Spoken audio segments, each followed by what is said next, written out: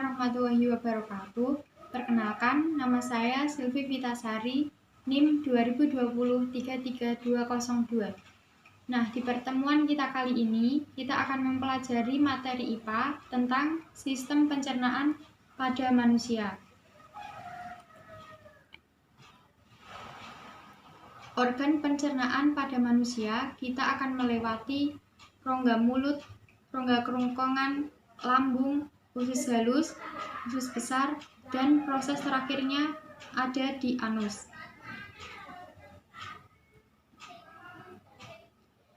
Nah, pencernaan pada manusia melewati dua proses, yaitu pencernaan mekanik dan pencernaan kimiawi.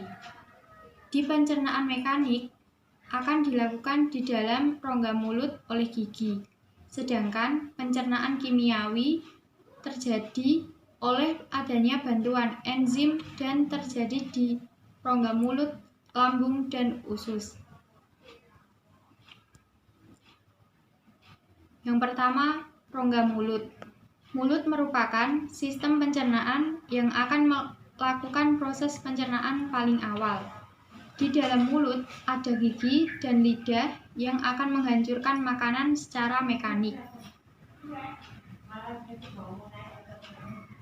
Yang kedua, rongga kerongkongan. Kerongkongan merupakan organ yang menghubungkan rongga mulut dengan lambung. Di kerongkongan ini akan terjadi gerak peristaltik, yaitu gerakan meremas-remas makanan oleh dinding kerongkongan sehingga makanan akan masuk ke dalam lambung.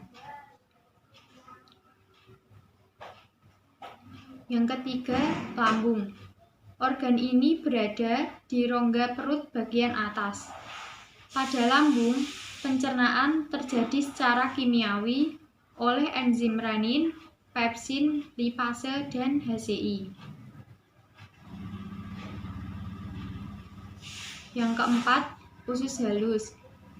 Usus halus merupakan organ pencernaan yang akan mencerna makanan menjadi lebih sederhana. Usus halus ini memiliki panjang 6-7 meter.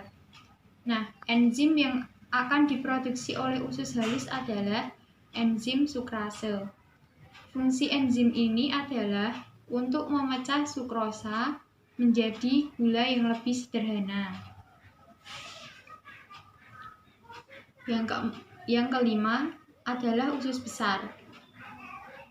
Fungsi utama usus besar yaitu untuk mengatur kadar air dalam sisa pencernaan.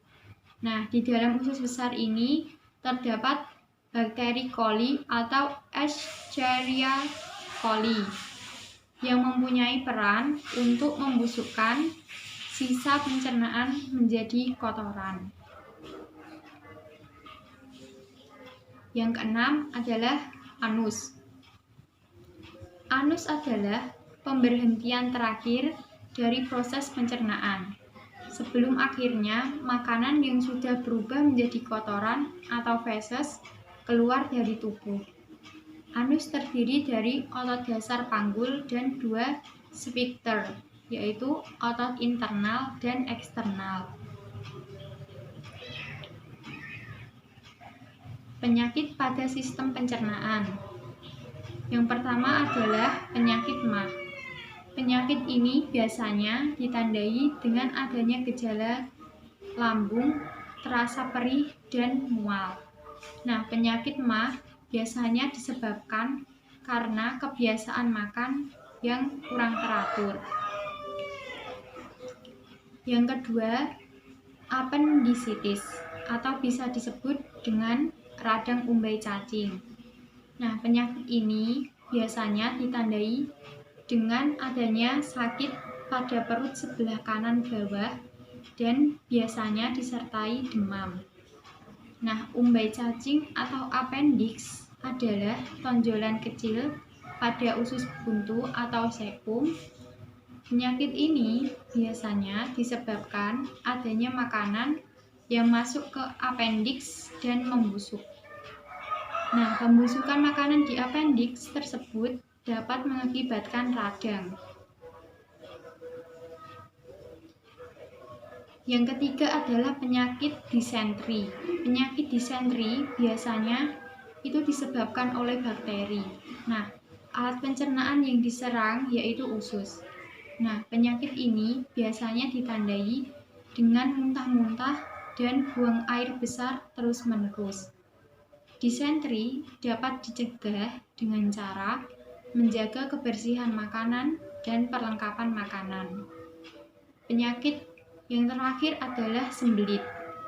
Gejala penyakit sembelit yaitu susah buang air besar. Penyakit ini disebabkan makanan yang kita makan kurang berserat. Nah, makanan yang kurang berserat dapat mengganggu proses pencernaan.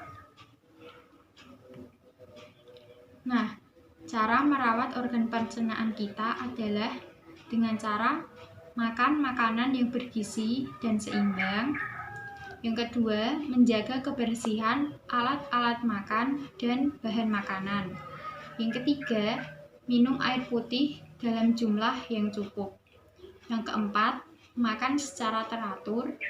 Dan yang terakhir, menjaga kebersihan gigi dan mulut dengan cara menggosok gigi secara teratur.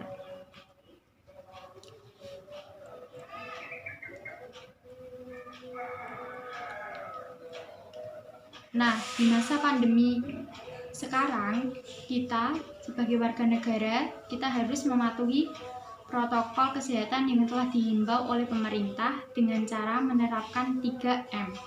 Yang pertama, kita harus memakai masker saat berpergian. Dan yang kedua, setelah kita berpergian, kita harus selalu cuci tangan dengan sabun. Dan yang ketiga, jika kita berpergian ke pasar atau ke mall, kita harus jaga jarak antar orang lain. Nah, itu bisa kalian terapkan di kehidupan sehari-hari kalian. Di materi sekarang, saya akan cukupkan sampai di sini. Wassalamualaikum warahmatullahi wabarakatuh.